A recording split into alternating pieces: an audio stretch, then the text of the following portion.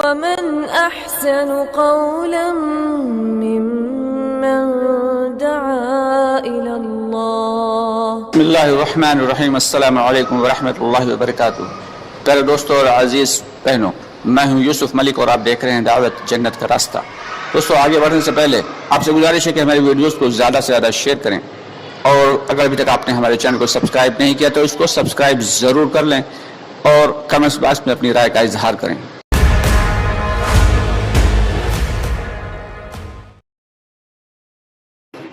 بسم اللہ الرحمن الرحیم. السلام علیکم ورحمۃ اللہ وبرکاتہ. پہلے دوستو، بہت سارے ہمارے ساتھی فرمائش کر رہے تھے کہ وقت گزاری کی بات سامنے آ جائے. ہاں، بے شک بہت ضروری ہے. تو دوستو، وقت گزاری کی بات جو ہے وہ دو قسم کی ہوتی ہے. ایک تو وہ ہے کہ اللہ کے راستے میں وقت گزاری کی بات کی جائے، اور دوسرے یہ ہے کہ مقام پر رہ کر وقت گزاری کی بات ہو، کہ ہم جب مقام پہ اپنے وقت کو کیسے گزاریں، اس کی بات ہو. تو چلیے آج بات کرتے ہیں کہ اللہ کے راستے میں وقت گزاری کی بات کیسے کرنا ہے. پیارے عزیز ساتھیوں اور دوستو، اللہ رب العالمین نے بہت بڑا احسان فرمایا، بہت بڑا اللہ کا کرم اور اللہ کا فضل ہوا کہ اللہ رب العالمین نے ہم سب کو اپنے دین کی محنت کے لیے اپنے راستے میں قبول فرمایا ہے. لیکن ہم تو ٹکٹ دے کے یا خرچ کر کے اللہ کے راستے میں آئے ہیں، لیکن شیطان جو ہے وہ بلا کسی خرچ کے ہمارے ساتھ آیا ہے. اول بات تو وہ ہمیں اب اللہ کے راستے میں نکلنے ہی نہیں دے رہا تھا، اور اب ہم نکل کے چلے آئے ہیں تو اب ہمارا وقت جو ہے وہ اصول اور آداب سے نہ لگے، بے اصولی کی نظر ہو جائے. تو اس لیے وہ ہمیں ہر وقت بہکائے گا، ہر وقت ہمیں بہکائے گا، مسجد سے ذرا ذرا سے بہانوں سے نکال کے لے جائے گا. حضرت عمر پالنپوری رحمۃ اللہ علیہ نے ایک مرتبہ، مشہور ہے کہ ایک مرتبہ حضرت نے مرکز کے باہر نکلے، دیکھا شیطان کھڑا ہوا ہے. اس سے پوچھا، مردود تو یہاں کیا کر رہا ہے؟ یہ بات میں نے اپنے پرانے ساتھیوں سے سنی ہے، اس لیے عرض کر رہا ہوں، اس کا حوالہ مجھ سے نہ مانگیں تو زیادہ بہتر ہے. لیکن یہ بات کسی حد تک جیسے آدمی سے سنی ہے جس پر مجھے پورا بھروسہ ہے کہ وہ مجھ سے غلط بیانی نہیں کریں گے. تو فرمانے لگے کہ تو مردود تو یہاں کیا کر رہا ہے؟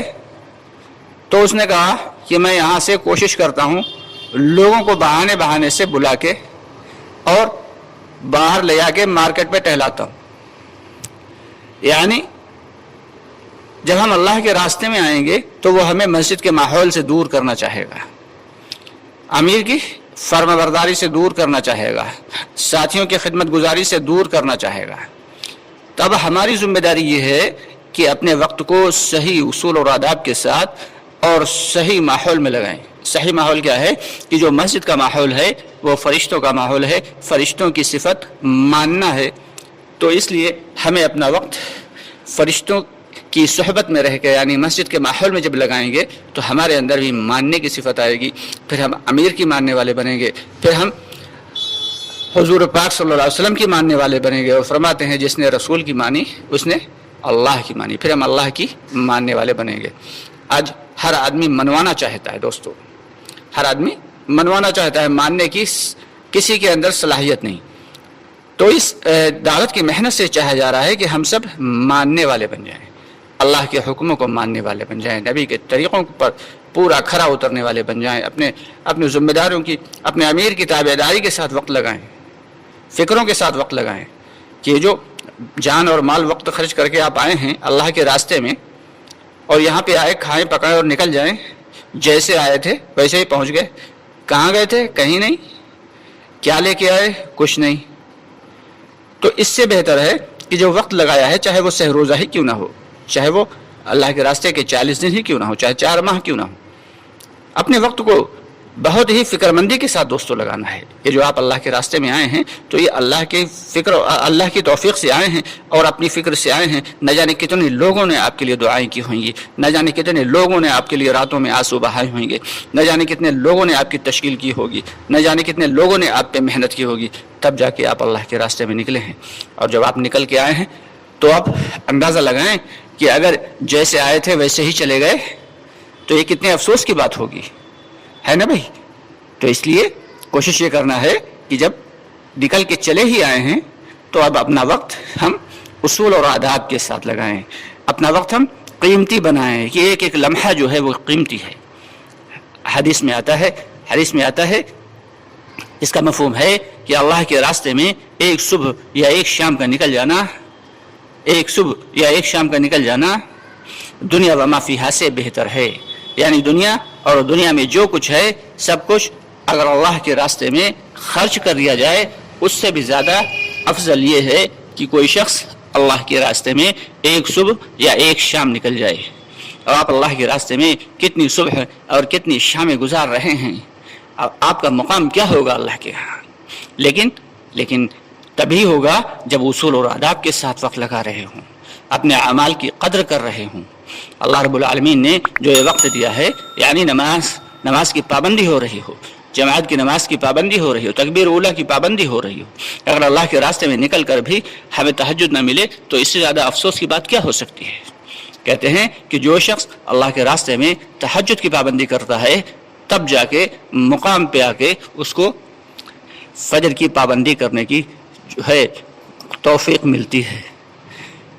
ذرا اندازہ لگائیں کہ اگر ہم اللہ کے راستے میں نکل کر بھی تہجد چھوڑ رہے ہیں اور سوتے رہتے ہیں اور کاہلی اور غفلت میں پڑے ہوئے ہیں تو اب اندازہ لگائیں کہ ہم اپنے مقام پہ جا کے ہماری نمازوں کا کیا حل ہوگا.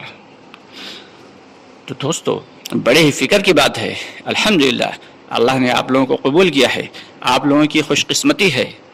اب کیا کرنا ہے کہ ابھی تک جو کچھ بھی وقت گزر گیا سو تو گزر گیا, لیکن اب جو بچا ہوا وقت ہے اسے کتنے اصول اور آداب کے ساتھ لگانا ہے اس کی فکر کریں کہ ہمارا جتنا بھی اجتماعی اعمال کے علاوہ کا وقت ہے جو انفرادی اوقات ہیں انہیں ہم لیٹ کر فالتو اور بلا ضرورت باتیں کر کے جو ہے ضائع نہ کر دیں, لا یعنی باتوں میں ضائع نہ کر دیں, خواہ کی ادھر ادھر کی باتوں میں ضائع نہ کر دیں, ادھر ادھر ٹہل کر گھوم کر ضائع نہ کر دیں. کیا کریں, جو انفرادی اوقات ہیں اس میں سب سے زیادہ دعوت کی فکر کریں کہ اللہ کے بندوں کو اللہ کی طرف بلانے کے لیے خوب ملاقاتیں کر رہے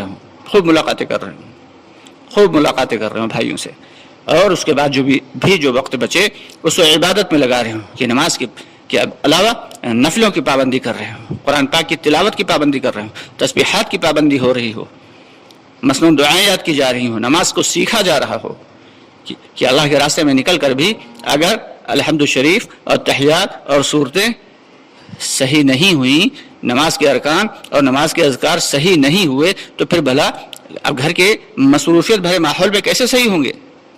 شیطان ہمیں سمجھائے گا کہ ایسا کرو, یہاں پہ تو وقت کم ہے, وقت نہیں ملتا ہے, گھر پہ جانا, امام صاحب کو تھوڑا سا ہدیہ دے کے اور وہاں پہ جو ہے قرآن کو صحیح کر لیں گے, نماز کو وہاں پہ صحیح کر لیں گے. جب آپ گھر پہ جائیں گے تو پھر وہاں آپ کو یہ سمجھائے گا یہاں تو مصروفیت کا ماحول ہے, دنیا کے اتنے سارے کام ہیں, کاروباری کام الگ ہیں اور دوسرے کام الگ ہیں, گھر کے کام الگ ہیں. ایسا کرو اب کی اللہ کے راستے میں جب جائیں گے تب انشاءاللہ نماز اور قرآن دونوں چیزیں صحیح کر لیں گے.